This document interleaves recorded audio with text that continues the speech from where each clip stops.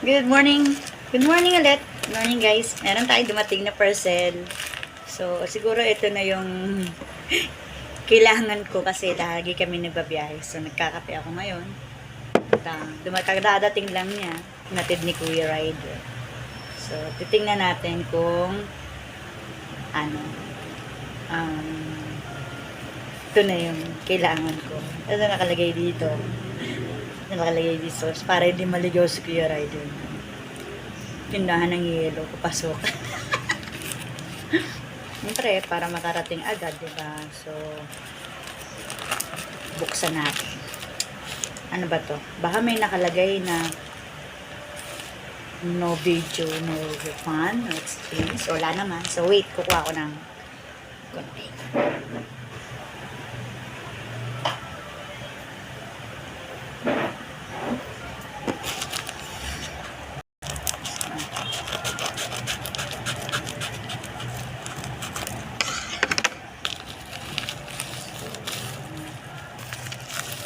Alam nyo kasi guys, may istorya to.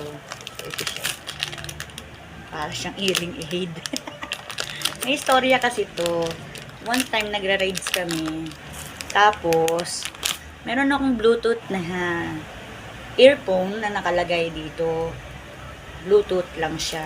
So, wala siyang any protector na nakasabit dito or anything else na cord na pwedeng sumambot sa kanya anytime na malalaglag siya.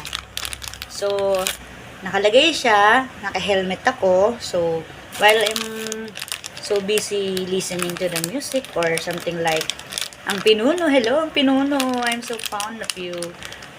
Pero one time, siguro, hindi ko na siya namalayan na loose na yung pagkakakabit sa ear ko. So, nung gumalaw ako, nalaglag. So, I thought, nasambot ko siya. Tapos pag under, yung habang uma-under, akala ko nasambot ko na siya. Nahulog. So, ayun, nalaglag sa kalsada. So, sabi ko, tabi ka, kasi yung earphone ko nahulog. Buunin ko dali habang wala pang sasakyan. Kapag dumadaan, malayo pa yung mga dumadaan. So, nung nilakad ko siya, nananakbo pa ako kasi gusto ko siyang makuha. Kasi mahal ng bili ko doon. Tapos, syempre, mas masarap yung may pinakikinggan ka while on riding, no? Yung may nakalagay sa tenga mo. Kasi, minsan kasi nawawalan yung time na makapag-usap kami kasi sobrang focus sa kalsada. So, yun ang nagiging yung headphone ko, yung earphone ko.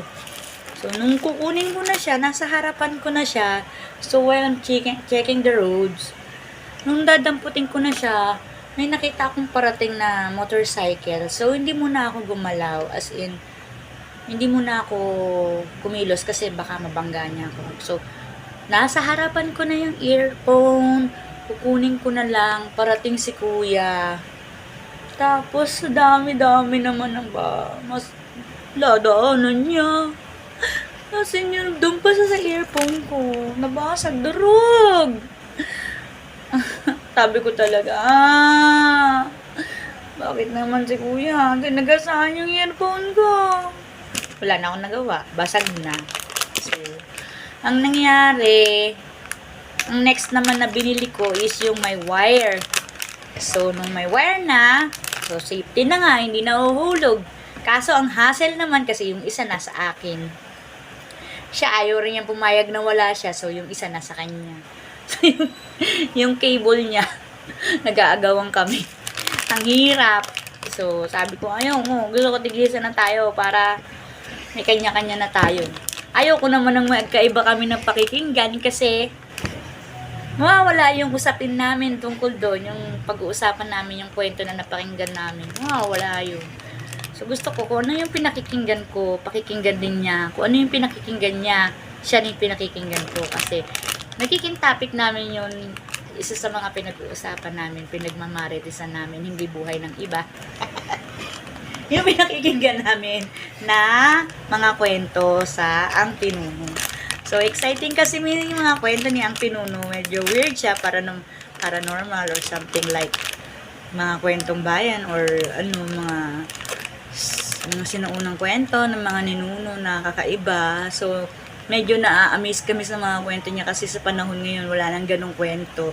Tsaka hindi na siya believable ngayon. So noon siguro masyadong ano yung kwento na yun. Historic. So ito siya. Tada! Para siyang earphone. So, ano to? Aba, may freebies pa. Dalawa din. Yung gaming sa WhatsApp pillars, mobile gaming finger sleeve. May freebies pa, wow naman. So, eto, dalawa na yung binili namin. So, sa dalawa.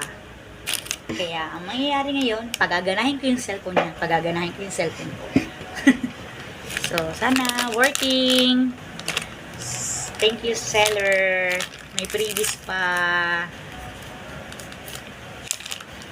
So, sana effective to.